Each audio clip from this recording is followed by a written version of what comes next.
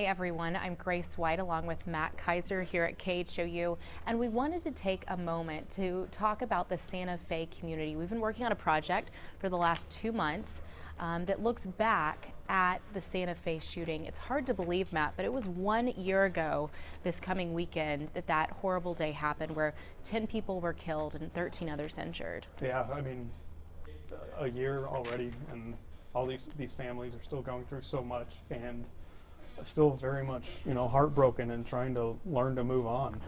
It always seems like the rest of the world just moves on, but this community still has to deal with this grief every day. And all week here at KHOU, we've been highlighting different family stories. We also have a podcast that we're hoping you'll listen to that really takes a look back at where they were a year ago and where these people that were impacted are a year later. We also want to hear from you. If you have questions about the Santa Fe shooting, about school safety, please chime in. We'll be answering as many questions as we can during this live stream, and we also will be looking back at them to include in our coverage throughout the week. Matt, what's it been like for you to work on this project, this podcast? It's been tough. It's one of those that's, I think, very important. So much the day of is so much focused on the shooter, the whys, the hows, the whats. And kind of what gets lost in that is the family stories, these victims' families, the survivors who, by the time maybe they're ready to talk or share their stories, we've kind of moved on, the news cycle's moved on, and they don't get that chance. So I think it's been very interesting to go back and hear what they've had to say and to finally hear their stories. Yeah, and that's one commitment we made because we heard it time and time again from all these families, not just in the Santa Fe community, but other communities in Colorado and Sandy Hook that have been through these terrible, terrible school shootings is don't name the shooter, don't give them that attention. And so that's something that we made a pledge to do in our podcast, is to focus on the victim stories, not on the shooter. So we want to go ahead and give you a small taste of our podcast. We'll go ahead and roll some video for you here. It was 1,800 seconds that changed everything. School shooting, have an active shooter, several people down. It's been happening everywhere. I've always kind of felt like eventually it was going to happen here too. I'm Grace White, and in this series, my colleague Matt Kaiser and myself will share the stories of the people who were affected by the shooting at Santa Fe High School and where they are 1 year later. I've learned that you need to have fun while you're still here. If it wasn't for Gary and the other officers that dragged me out of there, I wouldn't be sitting here. When those shots were going, I'm like, this is it. This is Santa Fe, Life After the Shooting, a 6-part series on the tragedy that unfolded at Santa Fe High School and the lives it's forever changed.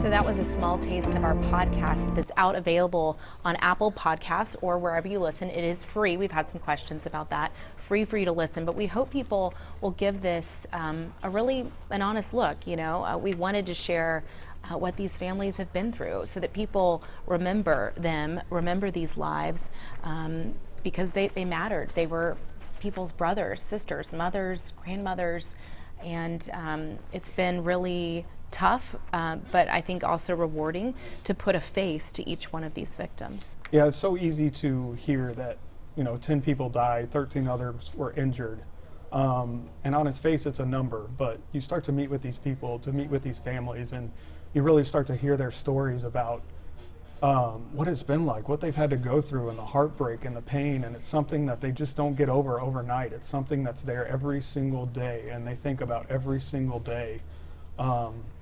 And it's just not something that's going to go away all of a sudden, and you're just all of a sudden better. Mm-hmm.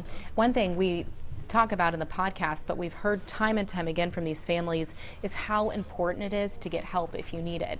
And if you're listening at home or on your phone right now and you know people that have had a tough time, maybe you're in the Santa Fe community or maybe you're just somewhere else and you've heard about this school shooting and it struck a chord with you, know that there are mental health resources out there, and that's something that survivors are telling us, that they are getting counseling, that it is beneficial for people to get that help they need. Yeah, and just how important it is, and just not important to process it all, but just to get through your day-to-day life almost, of just kind of readjusting and getting back to how they've said so many times is a new normal, and just getting back into a routine as best you can again. And there's resources in Santa Fe, the Santa Fe Resiliency Center. Free to the community, which is Yeah. incredible. That still a year later, they're able to offer free services to the community, free counseling. And counseling, from like Texas Children's Hospital and very like reputable therapists and psychologists to help you out. So the community is still very much in healing. A year sounds like a long time, but I think when you go through something like this, it's a very, very small time in the grand scheme of things. And again, if you're just joining us, this was May 18th of last year, 2018, in Santa Fe, where 10 people died, 13 people injured. It's still hard sometimes to wrap my mind around. I remember being at home that morning and starting to see the headlines play out on TV and just not even knowing what to do, feeling so helpless, but just being overcome with sadness that this was happening, so close to our home here in the Houston area. Yeah, you hear about it, you hear the early reports, and it's just reports at that point, and they're not verified, and you just hope and you pray to God that this isn't true, it isn't true, and then all of a sudden, we hear there's a couple fatalities, there's multiple fatalities. By the end of the day, we knew it was 10 and the victims, and it's just heartbreaking. I remember being down there that day and at the vigil, and as sad as it was at the time at the vigil for what happened, just seeing people like embrace each other, and there was just such a sense of community at that time was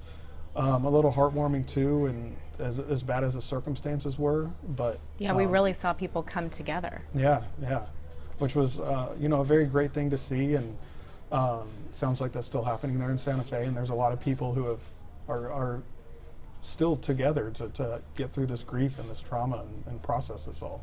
And one thing we did that I'll always remember is we sat down with an entire family around their kitchen table. This is the Tisdale family that lost Cynthia Tisdale, their grandmother. They called her Grammy. And it was really amazing for me to just let them talk at a place where they felt comfortable around their kitchen table at a time that worked for them. It just was really just beautiful to hear them talk about their Grammy's life and what she meant to them. And we have their story now we want to go ahead and share with you as well. Cynthia Tisdale, just a reminder, was one of the substitute teachers killed at the high school on May 18th, 2018. Go ahead and listen to her family.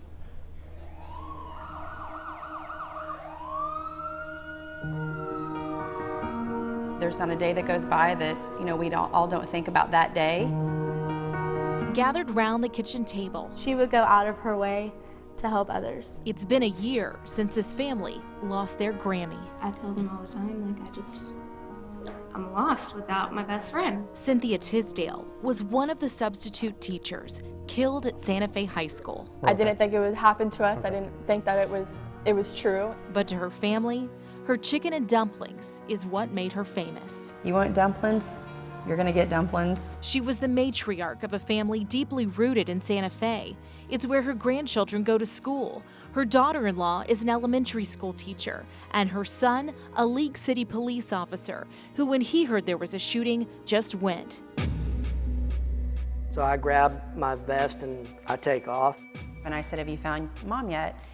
And he said, no, we're still looking. I kind of knew the guys shielded me from the information for a while, just so I could continue to work. My mom texted me, I remember, and she said, y'all need to come home, right now, we have something to tell y'all. They buried Grammy a week after the shooting on her 64th birthday. It was crazy after that, it was a rough couple days. 5 months later, they lost Grammy's husband, who they called Poppy. So that day killed him as well. Dealing with the grief hasn't been easy. It comes in waves. I think some days you're like, we really have been through it all. But then you think, you got to keep going. They've made it through this past year by focusing not on the loss, but on what they gained. Grammy was always taking care of someone else. She just was a very selfless person. Even in the note she left the morning of the shooting for her husband. Had to go meet teacher. I love you. Hope you feel better today. Love, Mom.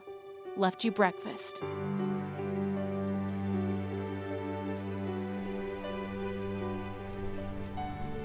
That note from the Tisdale family that they shared from Grammy that she left the morning of the shooting for her husband, I'll never forget that. I mean, that note says so much about her.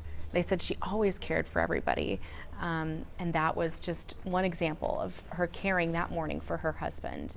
So touching, so difficult to sit across from them and to hear them talk about their loss, but so amazing to hear about the life that Grammy Cynthia Tisdale lived. Yeah, you know, chicken and dumplings, and yeah, that was great. Yeah, and yeah, you know, just walking into their home, and it's so warm and welcoming. You can just feel like, just, you know, how much they loved her, and how much they still miss her. Yeah. They were just one of the many families we've talked to. I'll never forget, too, sitting down with the family of Chris Stone. His sisters sat down with me at the Galveston County Fair. We have a story on them coming up later this week. And they talked about their bond with their brother and the strength of their family. And that was really amazing to see those sisters say, you know what, we were a strong family before, and we are a strong family after. Yeah. And they said, you know, we are going to continue to fight like our brother would fight for change, for school safety. And we've seen them take drives to Austin to let their voices be heard. And that's something that, you know, every family has a different story, a different perspective, and grieving looks different for every person. But they all have, in their own ways, found ways to remember and honor their loved ones. And I know you've talked to several people as well. Yeah, you know, someone who really stuck out to me was Trenton Beasley. He's a baseball player for the Santa Fe baseball team, and he was in one of the art closets where the shooter was you know, shooting into that morning. And he's been through a lot this past year. He and his mom sat down and spoke with us, and just hearing about him and his grief and how he's helped overcome it. And he talked about just how important baseball has been, just being around his teammates. He says, you know, his thoughts are always so filled with what happened, and but being out on the baseball field is just such a relief, and he gets to clear his mind and think about something different and play the sport that he loves. And just everybody out there is processing in their own way, and everybody has their own story and a different way to get through all this. And that's one of the neat things I think about the podcast. If you're just joining us, we have 6 episodes out on the Santa Fe shooting. It's really an in-depth look that you can't get anywhere else. You know, a lot of times for TV, we're limited with time, but on this podcast, we're able to really talk to people for as long as we want. And you know, I think people feel sometimes more comfortable away from a TV camera. Oh, yeah, absolutely. But it was really nice to have casual conversations with all of these victims, because they all have unique stories that deserve to be told and honored. And a lot of them said too, you know, at the time of the shooting, the days, the weeks, the months after, you know, they just weren't in a place to want to share. It's been a year later now. They're still very much going through their grief and this very traumatic event, but they're at a point now where, you know, they can talk a little more and share. And you know, a lot of them told us that it helps to talk about it now and to kind of let this out and share what they've been through when they're ready on their own time. Yeah, exactly. Yeah. So. We also would love to take your questions. If you have a question specifically about Santa Fe, or maybe about what's been done since, we'd love to hear from you. You can write us on our Facebook page, or send us an email, or find us on Twitter. All week we'll be sharing different sections of our podcast and different things that we've discovered as we've been reporting on this. Yeah. You know, one thing that really gets me is this is going to have a lasting impact, not just on Santa Fe, but on Texas and on our nation. Unfortunately, every time one of these school shootings happen, we always learn from them. And there are things that, you know, this time the Santa Fe families have fought for and are working for right now with our lawmakers at the state level, at the national level. And there are things that we're following here at KHOU. And no doubt they will have a lasting impact on schools across the nation. Absolutely. One thing comment-wise, Robin, hi Robin, thank you for your comment. She said, I'm proud to live in Santa Fe because the folks are so resilient. And yeah, that's one thing we hear again and again, resilient, that Yeah. word. And I think this weekend, as they mark the 1 year, that's one of the themes is resiliency. They want people to know that the community is standing with them. yeah, and I definitely think we got that feel being down there. I mean, I don't know how many trips we made down there, but you just got that feeling that people were there for each other and we're trying to support each other through this all. Absolutely. We've interviewed people for the podcast, not just from Santa Fe, but we actually had a national summit on school safety, was it a month or two ago, here in Houston? Yeah. And it was amazing because we had all these experts actually come in to our area, and we had the chance to talk to the former Columbine principal, Frank DeAngelis. It's been 20 years since Columbine. It was amazing to get his perspective. I know you got to hear a little of his discussion at the conference. Right. And just talking about it's still hard for him too of getting through every day. I thought it was so interesting. Every morning he wakes up and he recites the names of the 13 victims, and Every day, it's amazing. every day. And he says these aren't just people who went to my school. He thinks of them as his children now. He said, I owed it to them. They walked into my school at 7 in the morning and they never went home. Which is just it's terrible to think about in that way, but it's something that still 20 years later very much affects him. And then there was John Michael Keyes, a father from Colorado that lost his daughter in a school shooting, and it's amazing to look at his life. Since that day he lost his daughter, he's now dedicated all his work. He works full time, left the private sector to to start a nonprofit and to be an advocate for school safety. I mean, that's his full-time job now. And he flies across the country doing speaking engagements and talking about his daughter. And that's her legacy now, which is pretty cool. And I think that the interesting thing about his story is the last text he got from his daughter was, I love you guys. And he named his foundation the I Love You Guys Foundation in, her honor. And he very much, does all this to keep her memory alive and to honor her. We also got to talk to two moms who lost their daughters in Sandy Hook, and they gave us some really practical advice because they also go across the country speaking, and they get a lot of questions from parents about, what do I do at my child's school? If I have a question, if I have a concern about school safety, what should you do? And so we want to play a portion of the interview they did with us because it was something that we'll always remember. And so when I hear people kind of be dismissive or reframe why they don't need to, enhance security measures at their school because what they have is enough. That rationalization, I have had it. I've been there. I get it. And what I wouldn't give to be in their place and to hear those words and to change my perception, to change the way I was thinking and to challenge myself to do better. Because if someone could have given me that inspiration, if someone would have said, no, don't dismiss that alarm, keep going, what could I have done? And that's why we share our story. That's why we tell our experiences in the hope that we can inspire people to not silence their inner voice. I think that's such good practical advice and something we all can do, Listen to your inner voice, ask questions, get engaged, and ask how I can help. A lot of times if you just offer help, you'd be amazed at the response you get. And that's what these moms encourage people to do. And they said, don't if you're going to do that, don't go as a don't take a threatening approach. They said usually if you take a threatening approch or you're not gonna come get in very too far, strong, at the school, you're not going to get very far. But if you come in and say, hey, maybe we could do this, or what about this? Like you're offering maybe some solutions. It's a much better approach. Because then you're a part of the conversation, right? We've asked all these families and all these experts, what can we do to make our schools safer? And time again we heard, well, there's not one thing. Right. It's a whole list of things.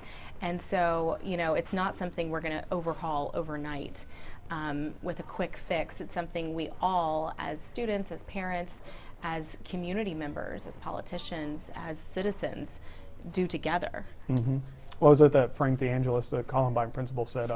help me out here. It's see something, say something, do something. Right. He said for along that years lines. it was see something, say something. But he said after Parkland, that's one thing we learned about Frank. He talks and counsels victims from all over the country. And he said after talking to a Parkland father, he added the do something. See something, say something, do something. And that is so powerful. Right. We also want to let you know that we have a 1-hour special coming up this Saturday on Santa Fe 1 year later. And of course, we have the podcast that we have talked about. We hope that you'll give it a listen. I know it's been an incredibly difficult project to work on for us, but I think important. Matt, as you've worked on this the past 8 weeks, what have been your final thoughts? It's been difficult, varied, getting back, talking to these families. But again, like I said, it's important to share them. It's one of those projects that, for me at least, it weighed heavy on me. And you try to leave work at home, but this is stuff that definitely came home with me, and I felt like I was thinking about all the time.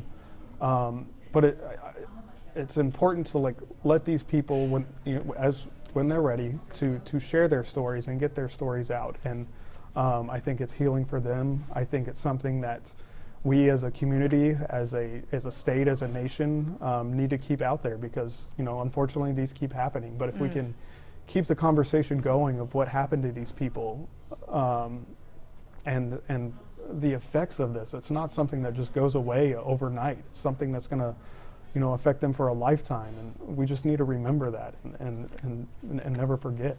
Yeah, it feels like as a society we move on too soon. Yeah. And it's hard to believe we're already at the year mark. We're already approaching May 18th, and we know this weekend there are lots of events in Santa Fe that will be, there's a vigil planned on Saturday evening. There's different ways for students to express their feelings and emotions through different group therapies. We've heard about some of those projects, but we wanted to remember these victims, to honor their lives, and to learn from what happened. Absolutely. So, this can stop someday, somehow. We don't want to see this continue to happen time and time again. It's just so difficult. But I'm so glad that we took the time to hear from these families, because really it's their voice, and we're just the megaphone for them, Yeah, so it's a 6-part podcast. Find it wherever you listen to your podcast. It's called Santa Fe Life After the Shooting. We hope you listen, and like you said, we have a 1-hour special Saturday night at 7 also. All right, well, let us hear from you. If you have questions, comments, if you listen to the podcast, we'd love to hear from you.